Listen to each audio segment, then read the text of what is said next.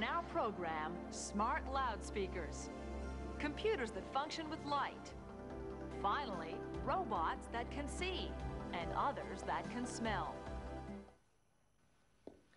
Since the American Thomas Edison invented the microphone in 1877, sound recording technology has soared onward and upward through the tape recorder and the laser disc. The latest in this line of descent is the intelligent loudspeaker.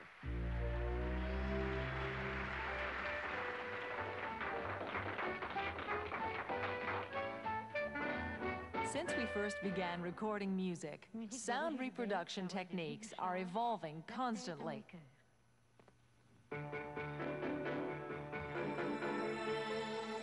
The first tool needed to record sound is a microphone, a device that converts sound into electrical energy. Its basic component is a diaphragm that vibrates in response to the slightest pressure or particle velocity of sound waves coming, for instance, from a musical instrument. There are several kinds of microphones. Unidirectional microphones are sensitive to sounds arriving at them from one direction. This kind of mic is called a cardioid microphone because its directivity curve is heart-shaped. That curve defines the source area of the sounds the microphone will pick up.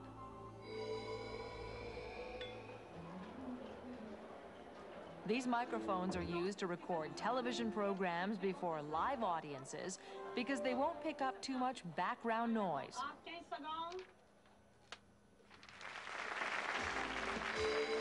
The omnidirectional microphone is sensitive to sound waves arriving from all directions.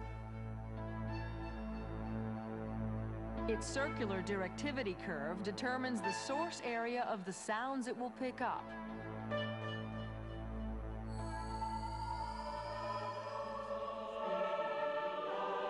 This kind of microphone is used, for example, to record choirs.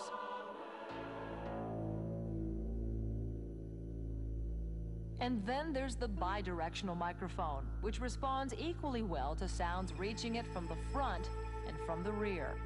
It works by pressure gradient, recording the difference in air pressure between the two openings. Its directivity curve, shaped like a figure 8, defines the source area of the sounds the bidirectional mic will perceive. This microphone is particularly useful for recording conversations between two people.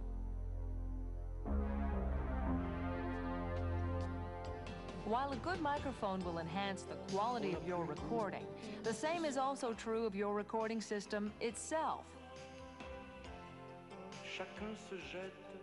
Basically, the sounds through the mic are converted into electricity by an electronic transducer and then recorded on a band in the form of magnetic waves, which imitate the sound waves. Today, thanks to digital systems, every second of audio signal can be broken down into minute fractions whose amplitude is encoded in binary form. Similar to the data contained in a computer, the binary codes are based on the combination of two figures, 0 and 1. The two numbers can be combined in different ways, as various series corresponding to specific codes. This technique does more than imitate the sounds it records. It reproduces them faithfully. The binary signals are then transferred onto a disc in the form of grooves or bumps of varying lengths. At this point, the music is ready to be decoded by a disc player.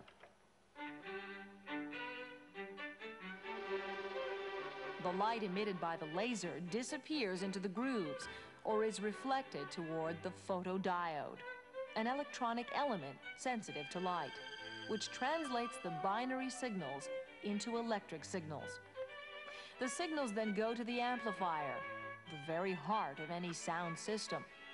The amplifier conveys the information to the loudspeakers.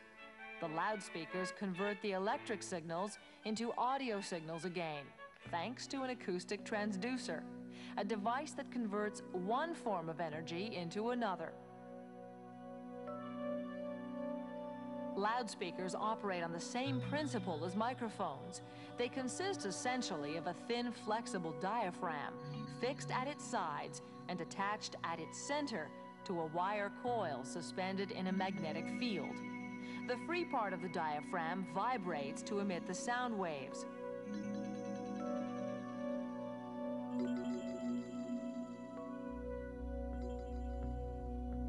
Quality sound systems employ 3 different sized diaphragms.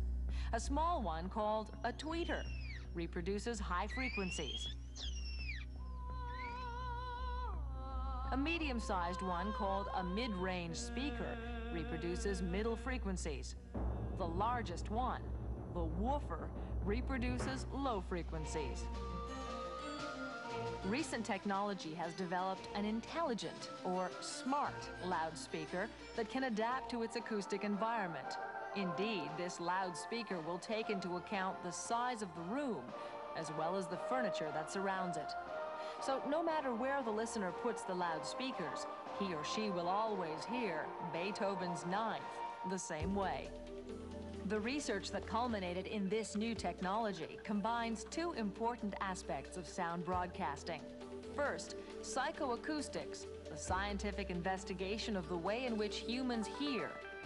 Then electronics, which enables the researchers to develop a programmed digital map. The map minimizes any variations in sound the room's architecture may cause. It does this to meet psychoacoustic standards. The map therefore monitors and adapts the waves transmitted according to the room's sound field. This new electronic technology is now ready to be marketed. While we can expect their initial cost to be quite high, in a few years' time, every household will probably have its own set of intelligent loudspeakers. Sound waves do more than simply delight the ears of music lovers. They are also used to make computers. Indeed, ultrasound welding is what holds together the metal and semiconductor wires. And while sound waves go into the making of a computer, light is used to make it work.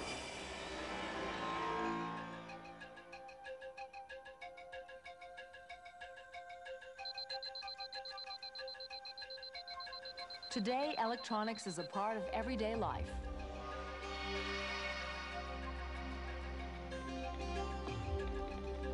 It would be hard to imagine our world without microwave ovens or, at the very least, programmable coffee makers. The principle of operation of digital electronic circuits is based upon the sending of a coded message in the form of either the presence or the absence of electrical pulses. The transmission of an electrical pulse corresponds to the figure 1, while the absence of a transmission corresponds to the figure 0. A combination of a series of these 2 figures describes a specific piece of information. In concrete terms, it involves fabricating machines in which the electronic circuits can be opened or closed in order to transmit electric codes.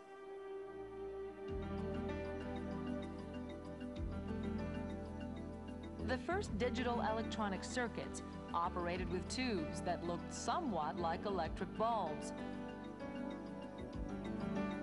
These tubes usually contain 2 metal electrodes, a cathode, whose electric potential is negative, and an anode, whose electric potential is positive. These devices allowed circuits to be turned on or off, so electric codes could be sent. During the Second World War, a computer operated on 18,000 such tubes, which required a lot of space and generated a great deal of heat.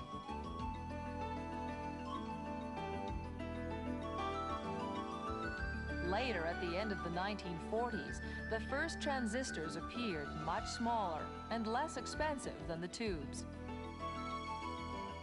Moreover, they released less heat and had longer lives. The growing need for increasingly compact electronic systems soon led to the development of integrated circuits, commonly called silicon chips. A chip 6 millimeters wide can contain thousands of interconnected elements, considerable saving in terms of energy and space.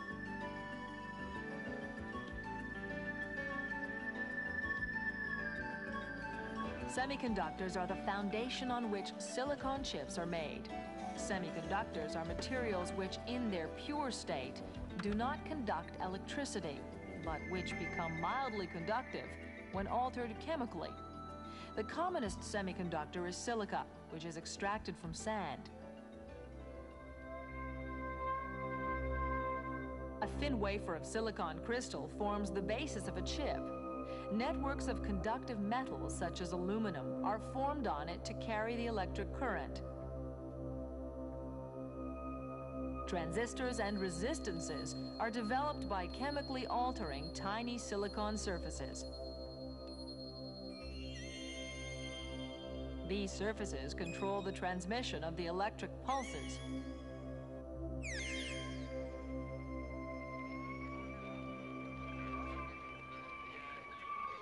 In the last 10 years or so, telecommunication systems have become highly sophisticated, achieving unprecedented speeds. Today, thanks to fiber optics and optoelectronics, information now travels at the speed of light.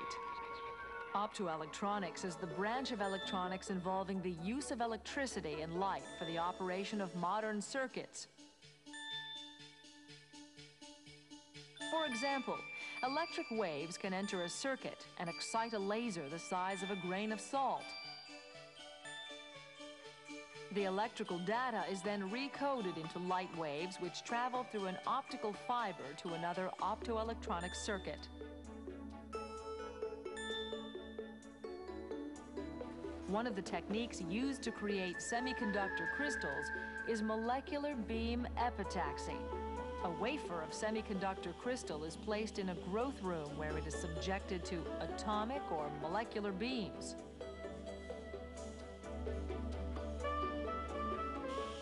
This changes the properties of the crystal. The growth occurs under vacuum, and every stage is computer controlled.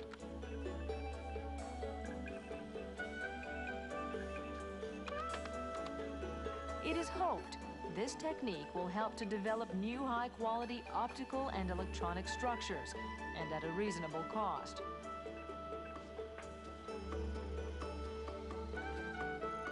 Optoelectronic circuits can be made with a focused ion beam.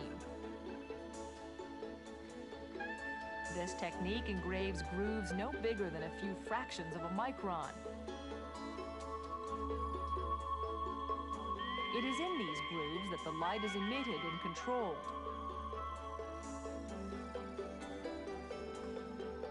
Just to give an idea of the scale, 1,178 angels were drawn on the point of this pin.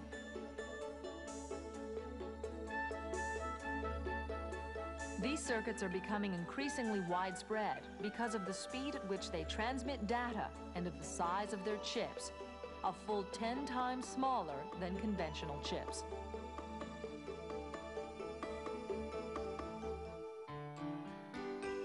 In less than a half a century, we have gone from a computer that took up the space of a garage to a microchip barely visible to the naked eye, which works with a light signal.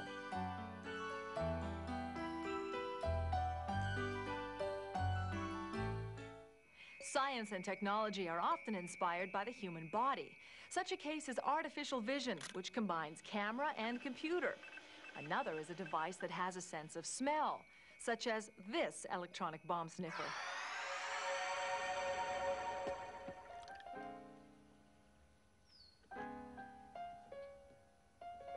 The human nose is able to detect clearly defined smells, such as flowers or gas fumes from car exhausts.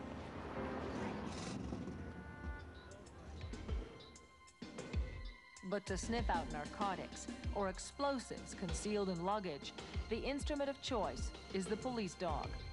Indeed, a dog's sense of smell is much keener than ours. Also, their olfactory memory allows them to memorize all kinds of odors and to recognize them when they come across them again. When an odor molecule enters a dog's nasal cavities, it is trapped by microscopic cilia located on the end of sensory cells. The sensory cells send a nerve impulse to the brain's olfactory center.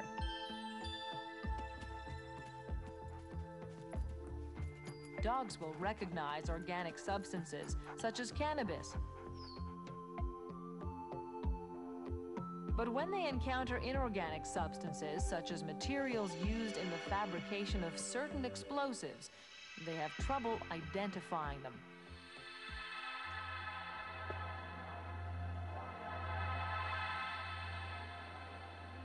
Enter the electronic bomb sniffer. This device was developed to detect pesticides in natural environments. It was later adapted for use in our international airports. The bomb sniffer is much more sensitive than a dog's nose. Indeed, it will pick up a few molecules of an explosive out of 1 trillion molecules coming from various sources. The sniffer comes in 2 parts. It comprises a portable section which is used to sample the air around the luggage. A small bulb with a chemical filter compatible with the explosive molecules is inserted into this part. A built-in pump sucks in the air. The molecules form a chemical bond with the filter. The bulb is then inserted into the other section of the sniffer, which is about the size of a carrying case. Here, the air sample is analyzed by gas chromatography, a separation technique involving passage of a gas through a long glass column called a chromatography column. In this case, nitrogen is used. The air sample is ejected from the bulb by means of a solvent, then introduced into the column where it mixes with the gas. The mixture passes through the column. At a certain level, the column is filled with a solid substance, resembling the filter in the sample bulb. Throughout the analysis, the solid substance remains immobile, which is why it is called stationary phase. Depending on their chemical properties, the substances in the sample will have a greater or a lesser affinity for the stationary phase. As a result, they will be expelled more or less quickly from the column. At this point, they can be identified thanks to a detector that analyzes each substance according to how long it takes to come out of the column. The results are displayed on a small electronic blackboard. If there is any explosive in the sample, the display board will show a danger message. Sniffers can also be used to detect such narcotics as heroin and cocaine, as well as agricultural products imported illegally. A sniffer that could see would be ideal, but it's still just a dream. However, seeing robots already exist. Great strides have been made in artificial vision research. A 3-dimensional copy of an existing object can now be made simply by scanning the object with a laser beam. Thanks to optical triangulation, the distance between the object and the laser can be measured and recorded on computer. The technique is based on synchronization between the projection of the laser beam and its detection. Given the speed at which light travels, when the projected beam intercepts the surface of an object, some of the light is almost immediately reflected to a position detector. The position detector records the object's shape and depth very precisely. The data can be sent to a graphic station where a 3D image of the object can be recreated.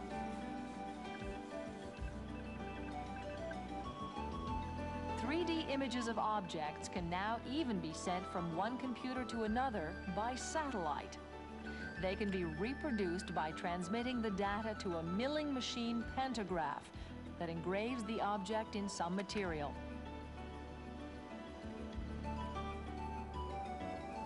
Such a device can be mounted on a robot arm. an operator can request via a computer that it recognize an object and pick it up. A swivel arm can also follow a moving object without ever losing track of it. This technology has many applications. Soon, mobile robots will be sent to explore the planet Mars. The transmission of information from Earth control to the robot will be slow because of the distance involved. However, by making the robots autonomous, artificial vision will save them considerable time in carrying out their extraterrestrial mission. The world of electronics continues to amaze us. Soon, by wearing a headset, equipped with two little screens that display computer-generated 3D images, and a special glove that allows us to feel objects in this eerie nether world, we will be able to immerse ourselves in a world beyond our wildest dreams.